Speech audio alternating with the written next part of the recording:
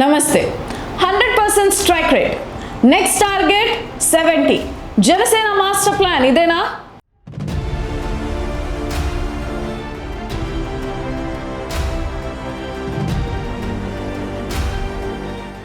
గత ఎన్నికల్లో 100% స్ట్రైక్ రేట్తో సత్తా చాటిన జనసేన ఇప్పుడు భవిష్యత్తు కోసం మరో బ్రహ్మాస్త్రాన్ని సిద్ధం చేసుకుంటుందా? నిరాశలో ఉన్న నాయకుల్లో సరికొత్త జోష్ నింపే ఈ పరిణామం ఏంటి? పార్టీ కోసం కష్టపడిన వారికి తగిన గుర్తింపు దక్కడం లేదన్నది ఏ రాజకీయ పార్టీలోనైనా కామన్.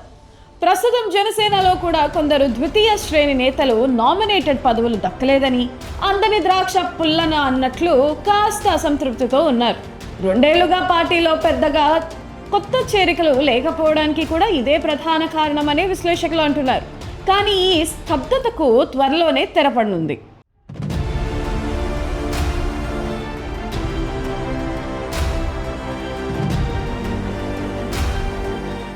తేనె ఉన్న చోటే ఈగలు ముసురుతాయి అన్నట్లు రాజకీయాల్లో అవకాశాలు ఎక్కడ ఉంటే నాయకులు అటువైపు అడుగులు వేయడం సహజం. రాబోయే ఎన్నికల నాటికి ఏపీలో నియోజకవర్గాల సంఖ్య అమాంతం పెరగబోతుంది. 175గా ఉన్న అసెంబ్లీ స్థానాలు 263కి, 25గా ఉన్న లోక్సభ స్థానాలు 38కి పెరిగే అవకాశం ఉంది. అంటే దాదాపు 88 అసెంబ్లీ, 13 పార్లమెంట్ స్థానాలు అదనంగా రాబోతున్నాయి.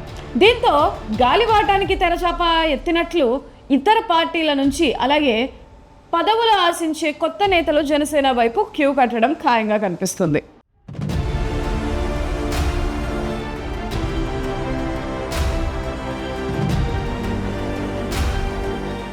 గత ఎన్నికల్లో కేవలం 21 అసెంబ్లీ, 2 పార్లమెంట్ స్థానాల్లో మాత్రమే పోటీ చేసిన జనసేన పోటీ చేసిన ప్రతి చోట గెలిచే చరిత్ర సృష్టించింది.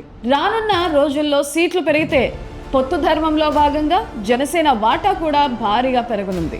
అంచనాల ప్రకారం ఈసారి 60 నుంచి 70 అసెంబ్లీ స్థానాలు, 10 వరకు పార్లమెంట్ స్థానాల్లో జనసేన పోటీ చేసే ఛాన్స్ ఉంది. దీంతో ఒకవైపు పాత నాయకులకు భరోసా ఇస్తూనే సరైన కొత్త నేతలను ఎంచుకుని నాయకత్వ బాధ్యతలు అప్పగించే యోచనలో అధిష్టానం ఉంది. త్వరలో విజయవాడలో జరగనున్న సమావేశంలో పవన్ కళ్యాణ్ నేతలకు ఈ సీట్లు పెంపు, పార్టీ బలోపేతంపై దిశానిర్దేశం చేయనున్నారు.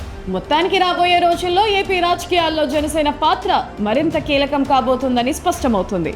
మరి పెరిగే నియోజకవర్గాలు జనసేనకు ఏ స్థాయిలో ప్లస్ అవుతాయని మీరు భావిస్తున్నారు?